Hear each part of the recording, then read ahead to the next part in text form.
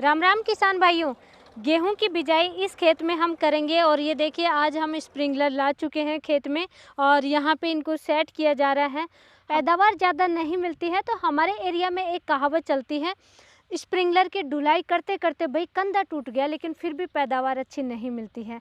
यानी कि हमारे क्या होता है दोस्तों, स्प्रिंकलर से सिंचाई होती है, इसमें वजन होता है 20 फुट का ये पाइप होता है। एक कंधे पे पाइप लेंगे, दूसरा पाइप दूसरे कंधे पे लेंगे और फिर किसान भाई लाइन बदलते हैं, यानी जितनी दूरी में पानी चल रहा है उससे आगे हम फिर पानी देते हैं स्प्रिंकलर से। इस तरीके से इससे सिंचाई करते हैं।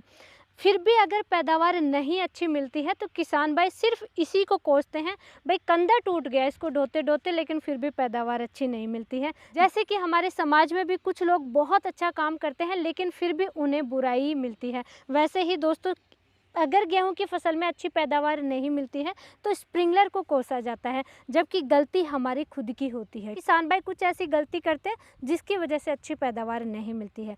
गेहूं की फसल में दोस्तों पैदावार डिपेंड करती है कब आप बिजाई कर रहे हैं, अगेती बिजाई कर रहे हैं, लेट बिजाई कर रहे हैं, अगेती वेराइटी ले रहे हैं, पछेती वेराइटी ले रहे हैं, पानी आप कितना दे रहे हैं, कैसे पानी है आपकी, खारा पानी है, नदी या नहर का पानी है, खाद कैसा है, मिट्टी की ताकत कैसी है। देखिए बलुई मिट्टी है, इसमें ताकत थोड़ी कम होती है तो ज़्यादा खाद पानी आपको देना पड़ेगा। कहीं मिट्टी बहुत अच्छी होती है तो उस पर डिपेंड करता है। टेम्परेचर पे बहुत ज़्यादा डिपेंड करता है, कितने तापमान पर आप बिजाई कर रहे हैं। कल्ले का फुटा हो तो कितना तापमान होना चाहिए, आगे फसल की कटाई करोगे उस समय कितना तापमान होना चाहिए, वो सब कुछ देख करके आपको बिजाई करनी है। और ये सारे टॉपिक आज की वीडियो में मैं क्लियर करने वाली हूँ, क्योंकि किसान भाई जहाँ पे भी मिलते हैं और अक्सर कमेंट भी इसी को लेकर के बहुत ज़्यादा आते हैं कि गेहूँ की बिजाई का सही समय क्या है, टेम्परेचर क्या है, कैसे हमें बिजाई करनी चाहिए, बीज की मात्रा कितनी लेनी चाहिए। आप भी दोस्तों अगर गेहूं की खेती करने जा रहे हैं तो इस स्प्रिंकलर को नहीं कोसना है, आपको भी ये चीज़ें ध्यान रखते हुए बिजाई करनी है। तो आप भी लास्ट तक ज़रूर बने रहें। तो सबसे पहले तो बात करेंगे दोस्तों बिजाई कब करनी चाहिए, गेहूं की बिजाई का सही समय क्या है। बहुत बड़ा कन्फ्यूजन होता है किसान भाइयों में और इसको लेकर के पैदावार पे भी बहुत ज़्यादा फर्क पड़ता है। अगर डाउट क्लियर नहीं होगा तो अगेती बिजाई का सीड तो किसान भाई परचेज करते हैं लेकिन उसको लेट बिजाई करेंगे और वहाँ पर पैदावार पर बहुत ज़्यादा फर्क पड़ता है। तो अगेती बिजाई का सही समय होता है दोस्तों 25 अक्टूबर से 20 नवंबर तक आप बिजाई कर सकते हैं। 15 नवंबर तक अगेती बिजाई की कोई भी सीड है किसी का भी आप बिजाई कर सकते हैं, बेझिझक आगे चल करके अच्छी पैदावार देखने को मिलेगी। लेकिन जहाँ पे धान की फसल खड़ी है, प्याज की फसल खड़ी है, या कुछ किसान भाई होते हैं जैसे कि अगेती गोभी की खेती करते हैं और गोभी को हार्वेस्ट करके वहाँ पे बाद में गेहूं की बिजाई करते हैं। तो अगेती कोई भी आपके पास सब्जियों की खेती है, कोई भी फसल है जिसको हार्वेस्ट करना है और बाद में गेहूँ की बिजाई करनी है, तो यानी कि लेट बिजाई का सही समय क्या है। तो लेट बिजाई दोस्तों आप 20 नवंबर से 5 दिसंबर तक बिजाई कर सकते हैं, किसी भी वैरायटी की बिजाई कर सकते हैं, आपको पैदावार अच्छी देखने को मिलेगी। लेकिन आपको सबसे बड़ा ध्यान रखना है 5 दिसंबर के बाद में आप किसी भी गेहूं की कोई भी वैरायटी ले लीजिए, अगर आप बिजाई करेंगे तो पैदावार पे बहुत ज़्यादा फर्क पड़ता है आगे चल कर के, क्योंकि फसल जब मेच्योर होती है तब जा कर के आप देखना कि टेम्परेचर एकदम से बहुत ज़्यादा हाई चला जाता है, 30 डिग्री से भी ज़्यादा टेम्परेचर चला जाएगा तो दाने एकदम से लास्ट में सूखने लग जाते हैं, दाने की साइज अच्छी नहीं बनती है, जिसकी वजह से हरी फसल ही एकदम से सूख जाती है और लास्ट में पैदावार पे बहुत ज़्यादा फर्क पड़ता है। इसलिए दोस्तों 5 दिसंबर तक आप बिजाई कर दीजिए गेहूं की फसल की। और परफेक्ट समय देखिए, गेहूं की खेती बहुत सारे राज्यों में होती है, तो अगर हम बात करें उत्तरी भारत है, मध्य भारत है, कहीं भी किसी भी स्टेट में किसी भी राज्य में आप गेहूं की खेती करने जा रहे हैं, परफेक्ट समय की अगर मैं बात करूं तो 1 नवंबर से 20 नवंबर तक आप कभी भी किसी भी वैरायटी की बिजाई कर दीजिए दोस्तों, आपको पैदावार बहुत अच्छी देखने को मिल जाएगी। क्योंकि आपको रिलेट करना है टेम्परेचर पर, कहीं पे तापमान बहुत ही जल्दी डाउन जाने लग गया है, जहाँ पे बारिश हुई है अभी टेम्परेचर बहुत ज़्यादा डाउन आ गया, जैसे कि राजस्थान है यहाँ पे टेम्परेचर धीरे धीरे डाउन जाता है, तो यहाँ पे थोड़ी सी लेट बिजाई होती है। इसलिए आपको 1 नवंबर से 20 नवंबर के बीच में बिजाई करनी है, तापमान को देखते हुए आपको बिजाई करनी चाहिए। अब दोस्तों अगर तापमान की बात की जाए, कितने टेम्परेचर पर सीड ज़्यादा से ज़्यादा जर्मिनेट होंगे, कितना बिल्कुल परफेक्ट टेम्परेचर होना चाहिए और टिलरिंग अवस्था पे कितना टेम्परेचर होना चाहिए, आगे दाने का भराव है वो कितने टेम्परेचर पर ज़्यादा बेस्ट होता है। अगर टेम्परेचर का डिस्कस करें तो ये सबसे बेस्ट है, इसी अनुसार अनुसार आपको बिजाई करनी चाहिए। देखिए दोस्तों, जब आपके एरिया में दैनिक तापमान यानी दिन में टेम्परेचर 20 से 25 डिग्री सेल्सियस है, उस समय आपको बिजाई कर देना चाहिए। परफेक्ट टेम्परेचर होता है। और आगे चल कर के धीरे धीरे दोस्तों ठंड बढ़नी चाहिए, यानी ठंड की तरफ जब मौसम चेंज हो रहा है उस समय आपको बिजाई करनी चाहिए, क्योंकि टेलरिंग अवस्था पे टेम्परेचर अगर 15 से 16 डिग्री होगा उस समय ज़्यादा से ज़्यादा गेहूं की फसल में फुटाव होता है। परफेक्ट फुटाव होता है दोस्तों गेहूं की फसल में 15 से 16 डिग्री टेम्परेचर पर।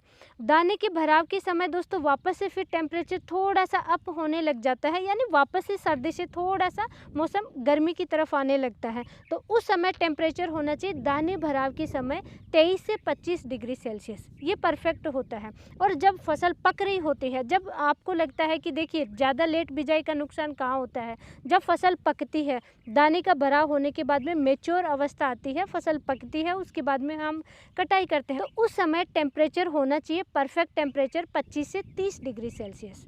इसलिए आपको परफेक्ट समय पे बिजाई करोगे तभी आगे चल कर के फसल भी सही समय पे मैच्योर होगी, सही टेम्परेचर आप पकड़ पाओगे और ज़्यादा पैदावार मिलेगी।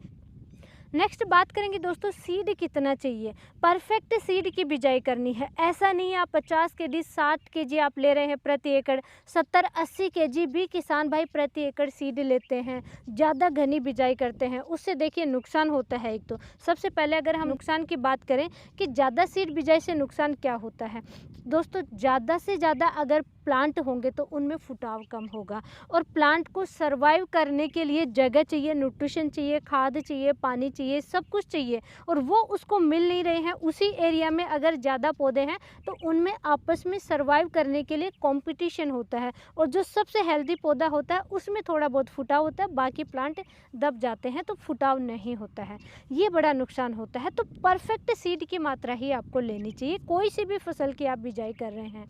गेहूं के लिए अगेती बिजाई के लिए यानी 15 से 20 नवंबर तक आप बिजाई कर रहे हैं तो 40 केजी से 42 केजी प्रति एकड़ के हिसाब से आप सीड ले सकते हैं। इससे ज़्यादा आपको नहीं लेना है, 42 केजी से ज़्यादा सीड नहीं लेना है प्रति एकड़ के हिसाब से। आप कोई बाहर से सीड परचेज करके ला रहे हैं, कोई वेराइटी ला रहे हैं तो 40 केजी लेना है, घर का सीड की बिजाई कर रहे हैं तो 42 केजी लेना है। अब आप लेट बिजाई करेंगे तो लेट बिजाई में परफेक्ट सीड की मात्रा होती है दोस्तों 48 केजी से 50 केजी प्रति एकड़ के हिसाब से।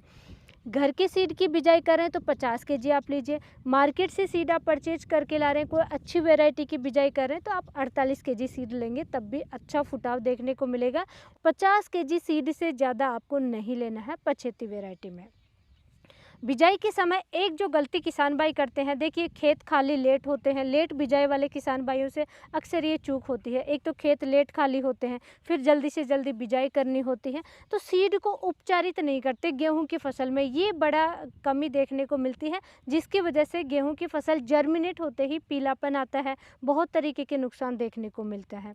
सीड को उपचारित जरूर करना है। अगर आप रासायनिक खेती कर रहे हैं, कॉमर्शियल पर्पज से आप खेती कर रहे हैं, आपको ज़्यादा प्रोडक्शन चाहिए, आप यूरिया DAP ऐसे फर्टिलाइज़र का इस्तेमाल करते हैं तो दोस्तों बेझिझक आप कोई भी फंगिसाइड और इंसेक्टिसाइड से सीड को उपचारित कीजिए, उसके बाद में छाया में सुखा करके आप बिजाई कीजिए। थायोमेथोक्सम भी FS फॉर्म में आता है, इमिडाक्लोप्रिड भी बहुत सारी कंपनियों का FS फॉर्म में आता है, उन्हीं के साथ में आप साफ फंगिसाइड ले सकते हैं जिसमें कार्बनडाजिम मैनकोजेब का कॉम्बिनेशन आता है, या रोको फंगिसाइड नाम से काफ़ी फेमस है, थायोफेनेट मिथाइल 70% पाउडर फॉर्म में, तो आप रोको फंगिसाइड से भी सीड को उपचारित कर सकते हैं। एक फंगिसाइड लेना है, एक आपको कीटनाशक लेना है। और अभी तो बहुत सारे ऐसे प्रोडक्ट आ रहे हैं जो कि कॉम्बिनेशन में भी आते हैं बीज उपचार के लिए, जैसे कि UPL का भी आता है, सिंजेंटा का भी आता है, बहुत सारे प्रोडक्ट, इलेक्ट्रॉन नाम से आ रहा है जिसमें कि 3 चीज़ें आती हैं एक साथ ही, फंगिसाइड इंसेक्टिसाइड का कॉम्बिनेशन आता है, तो उनसे आप सीड उपचारित कर सकते हैं।